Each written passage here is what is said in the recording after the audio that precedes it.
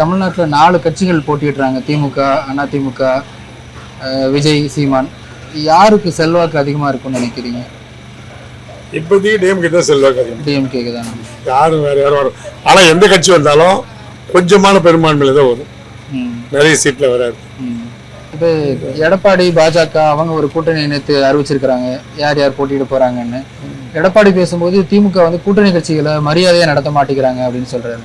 அது இவங்க சொல்றதுக்கு இவருக்கு யோகியது இல்லை. யாருக்கு? எடப்பாடி சொல்றதுக்கு யோகியம் இல்லை. ஏன்னா அவங்க கட்சியிலேருந்து 4-5 பேர் போயிட்டாங்கன்னா இவர் சரியா இருந்தால் அவங்க ஏன் போறாங்க?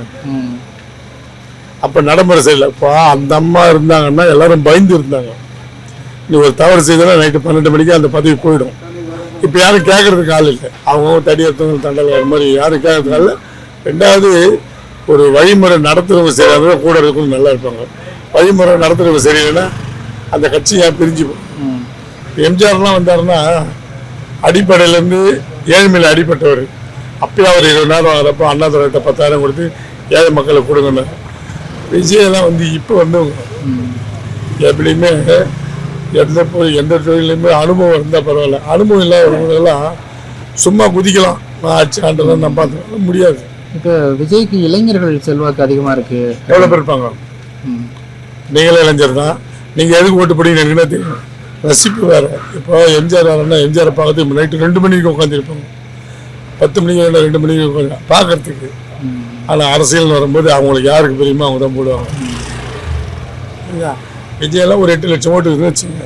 அங்கங்கே கொஞ்சம் கொஞ்சம் வந்தால் மெஜாரிட்டி வந்துட முடியுமா? இப்போ சீமான் தொடர்ந்து பல வருஷமா இருக்கிறாரு. சீமான மக்கள் ஏன் ஏற்றுக்கலாம்னு நினைக்கிறீங்க? அவர் நான் பேசுறதே சரியில்லை. ரொம்ப எதுவுமே பயங்கரமாக பேச, எதுவுமே நிதானமாக தான் காய நகர்த்தணும். ஏங்க நம்ம ஊரில் சட்டம் ஒழுங்கு நல்லாதுங்க. வடநாட்டு சைடு போயிட்டால் சட்டம் ஒழுங்கு சரி கிடையாது. நம்ம ரிசர்வ் பண்ண டிக்கெட்டில் ஏறி உடஞ்சு இடம் விட மாட்டோம்.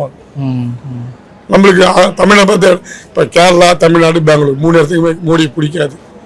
அவங்களுக்கு போய் இவங்க ஆதரவு தெரிவித்து போகிறாங்கன்னா இந்த அம்மா இதே டீனரில் லேடியாக மோடியான்னாங்க.